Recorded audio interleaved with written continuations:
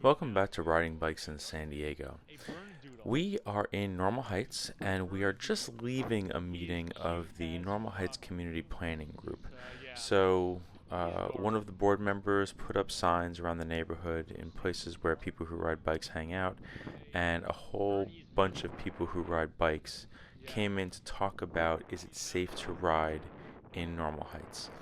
And the general consensus is no.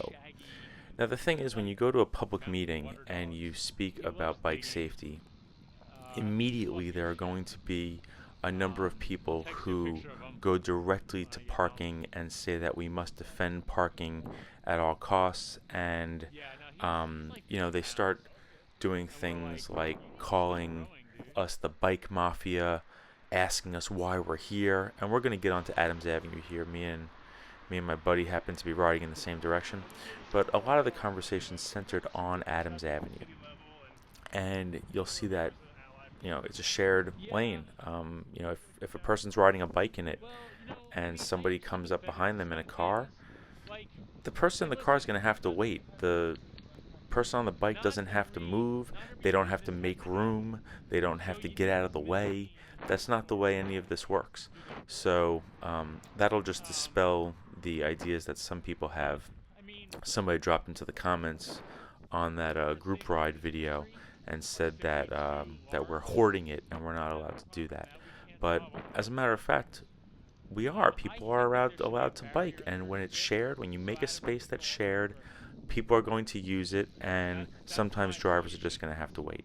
Now, I didn't get a chance to say it in the meeting, but parking is very important in this neighborhood, and I don't want to diminish that. I mean, you know me. I would just love to get rid of all the cars, but I understand that's not a reality, right? And I'm not going to say that a person isn't bad just for driving a car. We need space for cars. We have space for cars. Look at this giant parking lot.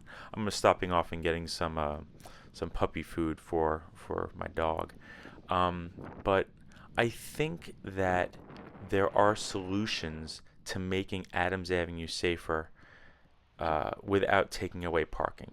And we'll talk about that in just a minute. But first, let's appreciate that this is the worst bike rack in the neighborhood, hands down.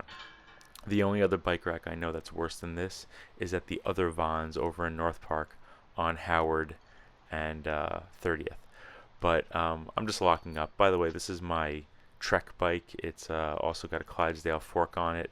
That pink saddle was all of $5 at the swap meet. So I'll just leave this in here to let the bike nerds enjoy it a little bit. I love that bike. It's my great neighborhood run around. I got a dynamo hub on the front, so the lights automatically turn on. It's a great bike to go out night riding and get a few things done. So I'm going to go into the supermarket, but then I'm going to come back. I think that a solution, and I mean this sincerely, on Adams Avenue, let's not get rid of any of the parking. I'm cool with that. I spoke to one of the business owners last night at one of the businesses I frequent. Shout out to Joey at Bine and Vine. And there are two 15-minute parking spots outside of his place, and he needs it. People are coming in, they're buying beer and wine, sometimes by the case. They need to park nearby and carry that stuff out. I just put it in the bike, but I understand that's unrealistic for other people to do. You can't get rid of parking in a place that is already so tight on parking. There are other things we can do, though, to calm traffic and make it safer to bike on Adams Avenue. I would suggest, and Joey suggested this actually, so credit where it's due, some of these intersections might be big enough to put in traffic circles, like over at Hawley, and I'll point that out when we get there. It's a big intersection, that would slow traffic. What if every intersection had raised crosswalks, which act as speed bumps for drivers, but they also put pedestrians a little higher for the crossing, which makes them more visible. It also means that water doesn't collect in the corners. We talked about this in another video when I was on Monroe the other day. Raised crosswalks on every intersection here would slow traffic down. Personally, I also think we should shut down through traffic at 35th. And we passed through 35th. We're hitting Hawley right now. But let me just go back to 35th for a second. Now, I think one of the problems with this neighborhood is that people go from freeway to freeway, the 15 to the 805. If this intersection with this light here had a barrier so that drivers couldn't go through it, it would really cut speed down.